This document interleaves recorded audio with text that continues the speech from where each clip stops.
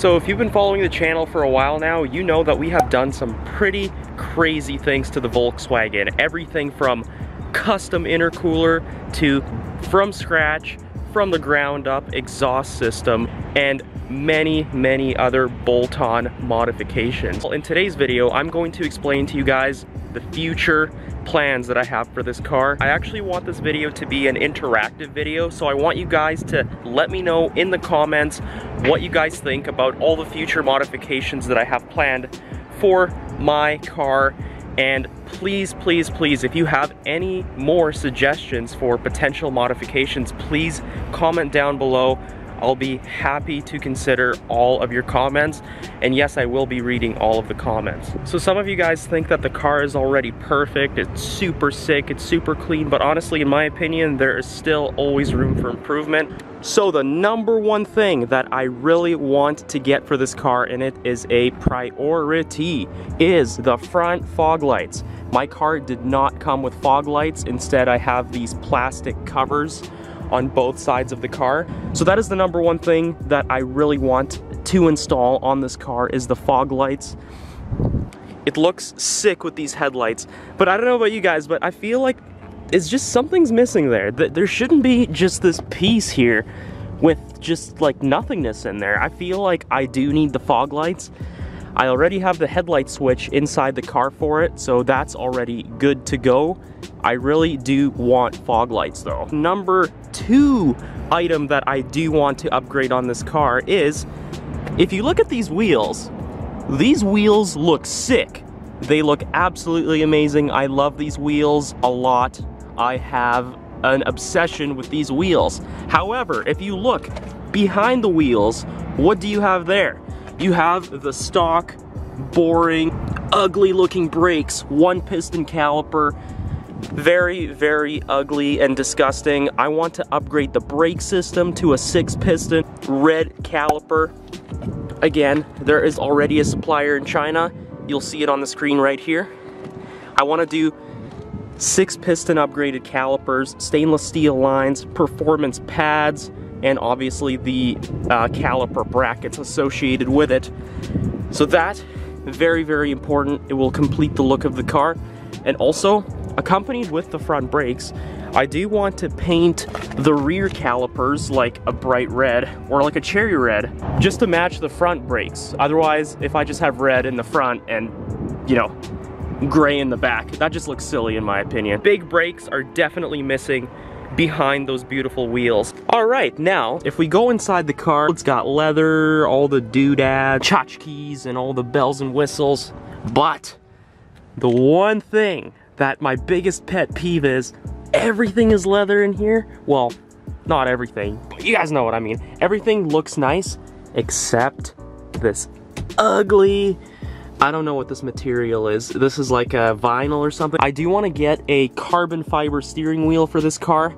So it will be leather on the side, carbon on the bottom and the top, leather, perforated leather on the sides of the steering wheel. It'll just give the interior a nice sporty look as opposed to the stock wheel. Let me know what you guys think about this in the comments, and any future mod suggestions, drop them down there so I can see them. Let's get into the next mod. I believe it is the 6th?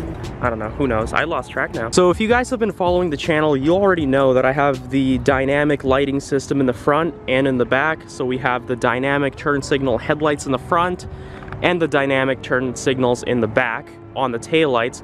However, what we're missing is the dynamic turn signals on the mirror. You replace this whole cover, which contains the little strip, right? So here's the problem. They only make these dynamic ones for the GLI and for the European version of the Jetta. The mirrors are different on the GLI. They don't have this extra little corner here that makes the mirror look square.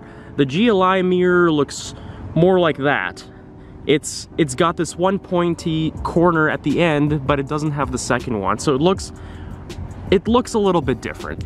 To get this mirror to become a dynamic mirror with the special turn signal that we want to get to replace this cover, we have to do a GLI mirror swap. The GLI mirrors also come on hybrids, and so does the 2017 to 2019 Volkswagen Passat, I believe. For some reason, they don't make the dynamic turn signal strip for the non-GLIs. I'm not sure why they did that. They thought that non-GLI people don't mod their Jettas, but oh my god, are they wrong. After we get the GLI replacement mirrors, I do want to convert this top cover of the mirror to a brushed kind of aluminum look, you know, kind of like the Audi S4. So it has the brushed silver aluminum on the top here. So once again, this cover, they only make for the GLI for the brushed aluminum. They don't make it for the regular Jetta like I have right here. So unfortunately, I do have to get the entire GLI mirror swap. Otherwise,